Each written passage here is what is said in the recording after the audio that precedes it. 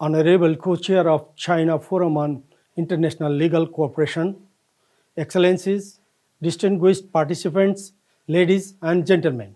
It gives me immense pleasure to address this gathering of distinguished personalities from around the globe. Let me extend my gratitude to the China Law Society for the invitation extended to me to address this forum. I would also like to appreciate the host for organizing such a grand event virtually.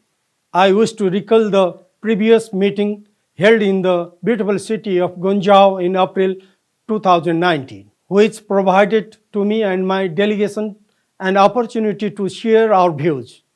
This year, the COVID 19 pandemic has compelled us to attend this event virtually. We have definitely missed meeting and greeting with each other in person.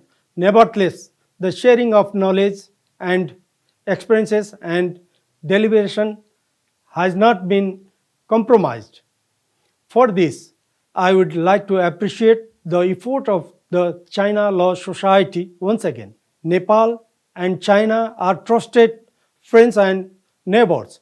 It is a matter of great satisfaction that the bilateral relations between Nepal and China have been expanding in various fields of mutual interests. Over the years, important achievements have been made in further strengthening the mutually beneficial relations in the past year. The exchange of presidential visits and the elevation of bilateral relations to strategic partnership of cooperation have contributed in cementing and deepening our ties. We look forward to further strengthening bilateral cooperation in jointly combating the epidemic and in further promoting Nepal China friendship and cooperation in all fields of mutual interest. Notably, the pandemic has highlighted insufficiencies in health and information, communication, and technology infrastructures, especially in developing countries. I believe it also provides an opportunity to the BRI to fill these gaps through its initiatives, particularly the Health Silk Road and the Digital Silk Road schemes. Similarly, redirecting the BRI to focus on soft infrastructure projects in the digital and health sectors could help revitalize interest in the BRI in a post-COVID-19 world. The BRI comprises of state with varied legal and judicial structure. This gives rise to an important questions regarding the legal jurisdiction governing disputes settlement along the Belt and Road. The BRI countries would require deeper legal and judicial cooperation in mitigating commercial disputes at this time, when the crisis is likely to increase cross-border dispute. In this regard, the BRI should develop special strategies for settlement of disputes. It would be convenient to utilize available online platforms to conduct disputes settlement processes. I believe that comprehensive pandemic jurisprudence for the settlement of international commercial disputes is the need of the hour. Needless to say, COVID 19 has also raised a public health emergency of international concern. As defined in the International Health Regulations 2005, international human rights law guarantees everyone the right to the highest attainable standard of health and obligates states to take measures to prevent threats to public health and provide health care services to the needy people. It also recognizes that in the context of serious public health threats, restrictions on some rights can be justified when they have a legal basis and are strictly necessary. Here, it is noteworthy that the scale and severity of the COVID 19 pandemic clearly rises to the level of a public health threat that could justify restriction on certain rights, including, for example, those resulting from the imposition of quarantine limiting freedom of movement simultaneously. Careful attention to human rights, such as an non-discrimination and respect for human dignity, can foster an effective response amidst the turmoil and disruption that inevitably result in times of crisis.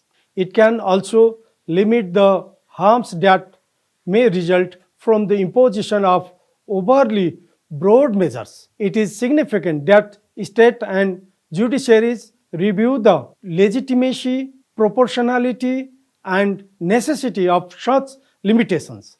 States should ensure that the most effective laws and policies are introduced and enforced during the pandemic. Essentially, states should track and evaluate how other states are introducing new laws and policies to recognize what works effectively for their citizens to move forward. With the outbreak of global COVID-19 pandemic, the conventional notion of public health as a matter of mere domestic responsibility in the past is now viewed as a matter of global cooperation. As diseases are traveling across borders, there has been felt an urgent need for special legal cooperation, while individual efforts of the states are also equally important.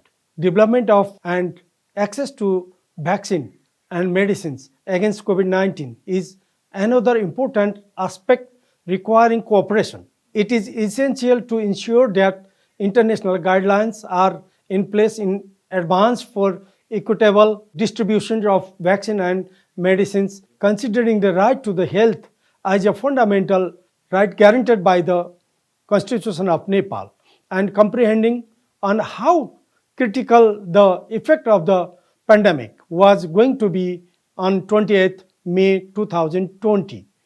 The Supreme Court of Nepal laid down an important order identifying all possible dilemmas. The court set guidelines that answered a range of questions regarding the emergency services to be delivered by the court during and after the period of lockdown. Moreover, the Supreme Court has unremittingly dedicated itself towards safeguarding the rights of the Nepali people during the pandemic. To this end, the court has issued orders and directives for the protection of the marginalized and vulnerable groups, including the children, women, senior citizens, persons with disabilities, migrants, workers, detainees, prison inmates, as well as for the protection of the people's rights to health and safety against COVID-19. The international legal community should cooperate in exchanging information and ideas reflecting related best practices, procedures, and trends to combat this pandemic successfully. The solidarity, determination, and cooperation amongst the states now will most certainly prepare us to cope with other crises that might occur in the future. Finally, I would like to express my confidence that this forum, organized with the theme of international legal cooperation in the context of COVID-19, will further deepen exchanges and cooperation among legal fraternities around the world, consolidate legal consciousness on issues of public health, and further strengthening mutual learning between legal professionals. Before concluding, once again, I wish to thank the China Law Society for organizing this forum as a platform for discussion on the most contemporary issues. I wish this event a success. Thank you.